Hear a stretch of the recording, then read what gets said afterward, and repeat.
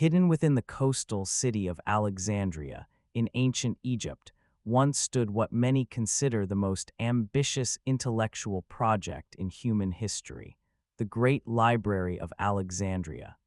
This was no ordinary collection of scrolls. It was a sacred temple of knowledge, a sanctuary where history, philosophy, astronomy, mathematics, medicine, and the uncharted mysteries of the cosmos were gathered, translated, debated, and preserved. By some accounts, it housed over 500,000 scrolls, many drawn from Egypt, Greece, Mesopotamia, India, and distant cultures we still struggle to fully understand. It was, in essence, the internet of the ancient world, centuries ahead of its time. Ships arriving in Alexandria's harbor were often searched, not for contraband, but for books. Any written material was copied by scribes, with the originals quietly absorbed into the library's growing vaults. The owners received faithful copies, sometimes unaware of the switch. Royal agents were dispatched across the known world to purchase rare texts, acquire entire collections, and commission translations into Greek so they could be shared within the library's candlelit halls. Here, minds like Archimedes, Eratosthenes, and Hipparchus once walked. Here, a man calculated the circumference of the Earth using nothing but shadows and geometry, 2,000 years before satellites, and yet none of it remains. Not a single scroll, not a single fragment. Gone, burned, lost, forgotten. Theories abound as to what happened. Some say Julius Caesar, under siege in Alexandria in 48 BCE, ordered the burning of ships in the harbor. The fire may have spread, consuming nearby warehouses where scrolls were stored. Others blame Christian zealots, who in the 4th century targeted pagan institutions during waves of religious purification, possibly destroying what little remained. And still others point to the Muslim conquest of 642 CE, when, according to a much-debated account, the scrolls were ordered burned because their knowledge either duplicated the Quran or contradicted it. But no single event can be confirmed. Only one truth remains: the silence. What did we lose? Did the library preserve blueprints of ancient technologies, writings from civilizations we've never rediscovered? Medical texts that could have changed the course of history, or perhaps philosophies and insights about the human spirit that could have transformed the way we live today. The fall of the Great Library is not just a tale of fire and ruin. It is the moment when the human race may have unknowingly turned away from its own greatest potential, and the most haunting part, we'll never know what we never knew. While Alexandria's loss is mourned through the absence of knowledge, Aztlan haunts us in a different way, through absence of place. According to Aztec legend, before the founding of their mighty empire in the Valley of Mexico, their ancestors came from a mysterious homeland to the north. A land of shimmering waters and white stones, a place called Aztlan. Its name means place of the heron or land of whiteness, but its meaning, like its location, remains a riddle whispered through generations. Unlike Alexandria, Aztlan was never confirmed by archaeology. No maps mark its borders. No ruins have been unearthed bearing its name. And yet its presence is deeply felt in origin stories, sacred codices, and the oral traditions of Nahuatl-speaking peoples. So where was it? Some say Aztlan lay in the deserts of northern Mexico, near the modern borders of the United States. Others place it farther north, amid the canyons of Utah, the plateaus of Arizona, or the Great Salt Lake, each location marked by water, as the myths suggest. Still others believe it may have been an island, swallowed by time and rising seas, its people migrating south as memory faded and myth took root. One theory centers on the ancient ruins of La Quemada in Zacatecas, Mexico, a fortress-like city with towering walls and ceremonial platforms. Its stark stone structures bear little resemblance to later Aztec architecture, suggesting a lost chapter in cultural development. Could this have been Aztlan, abandoned during migration, its name erased as new cities rose. And if so, why was it left behind? Another possibility is more unsettling, that Aztlan, like Atlantis, was not just forgotten, but deliberately hidden. Some researchers propose that the Aztecs may have intentionally obscured their true place of origin, either as a sacred secret, or as a tool to reinforce political power and divine legitimacy in their new homeland. After all, myths often serve both memory and agenda. Then there are the more radical theories. Some suggest Aztlan lies beneath the ocean, like the sunken lands of Doggerland in Europe or the mysterious structures off the coast of Cuba.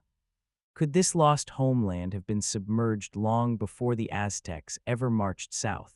Others believe it was never a single city at all, but a network of communities spread across the American Southwest, perhaps linked to the advanced irrigation canals of the Hohokam civilization in what is now Arizona. Their sudden disappearance and mysterious engineering feats echo the vanishing of so many forgotten cultures, and still no proof, no artifacts, no stone tablet bearing the name Aztlan, only echoes. What makes Aztlan endure is not evidence, but hope, the hope that somewhere, beneath sediment or jungle or seawater, lies the key to understanding a civilization before the civilization, a moment before the story begins. Aztlan is not just a place, it's a question, a reminder that even our origin myths may contain forgotten truths, buried not just in the ground, but in our collective memory. And if Aztlan is ever found, we may be forced to rewrite more than just Aztec history. We may have to rethink where we come from altogether. Some wonders are hidden beneath oceans, others lie buried beneath jungles, but a few stand boldly in the open, visible to all, yet still unexplainable. Among them is a structure that challenges every assumption we hold about ancient engineering. The Kailasa Temple in Maharashtra, India. At first glance, it appears to be just another sacred site carved into a cliff face, one of many in the vast Ellora cave complex, but step closer and you'll see what makes it utterly unique. It was not built, it was carved, not block by block, not with bricks or scaffolding, but by chipping away at a single massive mountain of basalt. Vertical excavation, cutting downward, sculpting the temple from the top of the mountain toward its base, removing over 200,000 tons of solid rock. A method almost never seen in ancient architecture, and no one knows exactly how it was done. Mainstream historians date its creation to the 8th century CE, during the reign of King Krishna I of the Rashtrakuta dynasty. The temple is dedicated to Lord Shiva and meant to represent Mount Kailash, his eternal, heavenly abode. But beyond that, silence. No detailed construction records, no blueprints, no names of architects or artisans. Just the finished product, a temple so massive it dwarfs the Parthenon in Athens, adorned with intricate sculptures, towering pillars, and symmetrical courtyards, all carved with astonishing precision into solid stone. According to some estimates, if the temple was completed within 18 to 20 years, as suggested by a few scholars, workers would have had to remove nearly 30 tons of rock every day, using chisels, hammers, and rudimentary tools. Even today, with modern machinery, such a task would be Herculean. With 8th century technology, it seems almost impossible. So how did they do it? Theories abound. Some believe it's a testament to lost techniques, construction knowledge that has simply vanished from history. Others suggest the builders possessed mathematical and geometric mastery far beyond what we credit them for. And then come the more fringe ideas, that the temple was not constructed in the 8th century at all, but is far older, a relic of a forgotten civilization whose timeline was retroactively rewritten. There are even whispers of advanced technologies, unknown tools or knowledge passed down from an age long erased, echoing similar mysteries in Egypt, Peru, and Mesopotamia. But perhaps the most profound mystery isn't how Kailasa was built. It's why it was built this way. Why choose the most difficult, resource-intensive method imaginable to carve downward from a mountain rather than build upward from a foundation? One answer lies in myth and symbolism. In Hindu cosmology, Mount Kailash is eternal, unmovable, and sacred.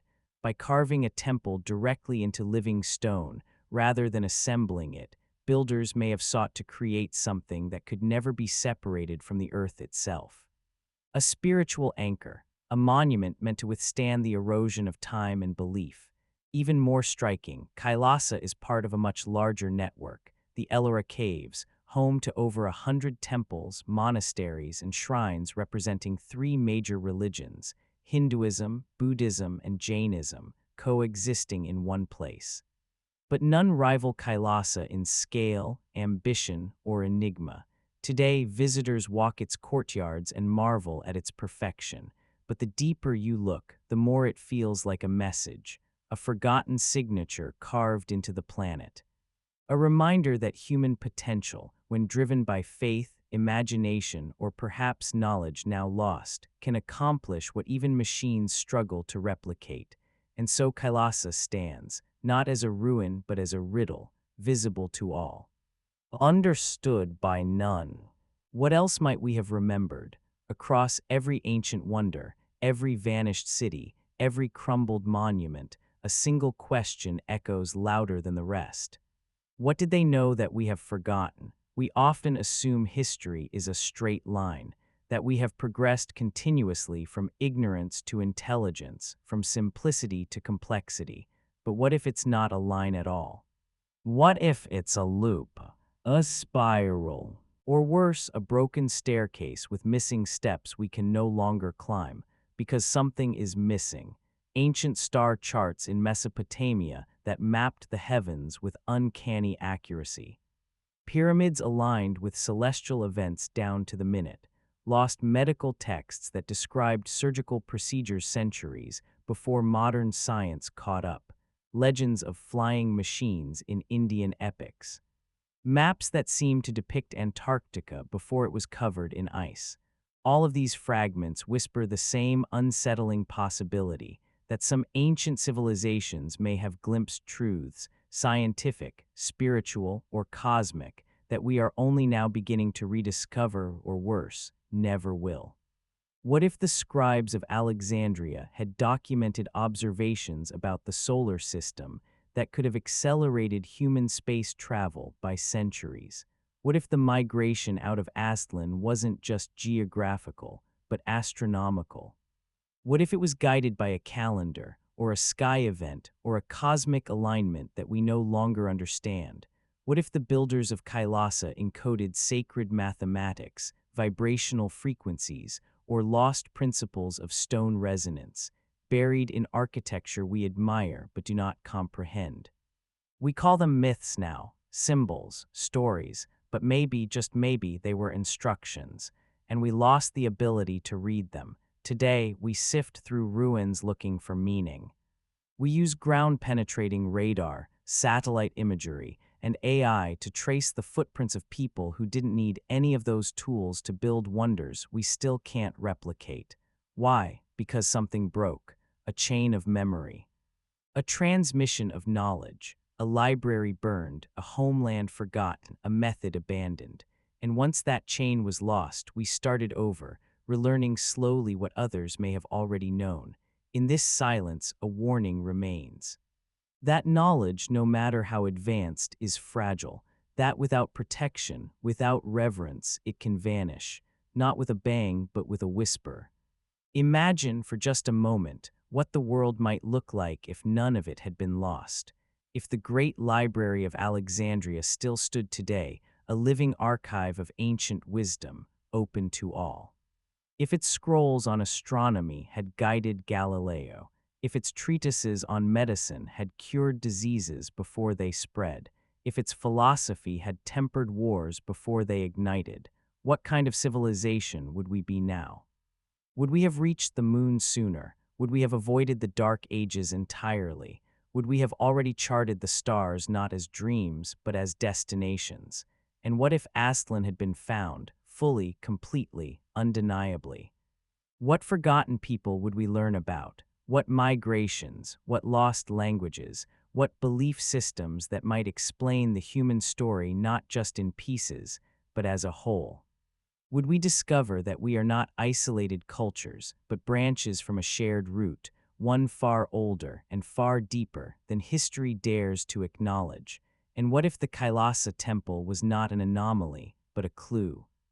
What if it is just one surviving fragment of a global knowledge system, one that understood energy, vibration, matter, and consciousness in ways that modern science has only begun to probe? Would we finally admit that the ancients may not have been primitive, but pioneers? In every scenario, one truth rises. The loss of these wonders didn't just erase information, it reset our entire trajectory. Because history is not just a record of what happened, it's a foundation for what's possible. And when you destroy the foundation, you don't just erase the past, you limit the future. So perhaps the greatest tragedy isn't that these things were destroyed, but that we never got to see where they might have led us, not just in science, but in understanding who we really are. Each one is a mirror showing us not just what we've lost, but who we might have been. The Library of Alexandria wasn't just a building, it was a promise. That knowledge could outlive kingdoms, that ideas could shape destiny. Aztlan wasn't just a place, it was a memory. A story of migration, identity, and purpose. A compass that might still point us home. The Kailasa temple wasn't just a monument, it was a question. How far can human vision reach when driven not by conquest but by meaning? And perhaps none of them are truly gone. Maybe their influence still ripples through time, hidden in legends, embedded in DNA, encoded in symbols we haven't learned to read again. Maybe the greatest truths of our world are not waiting to be invented, but rediscovered. Because the real loss isn't just the knowledge that burned, it's the potential that never came to be, the cures not found, the questions never asked, the connections never made.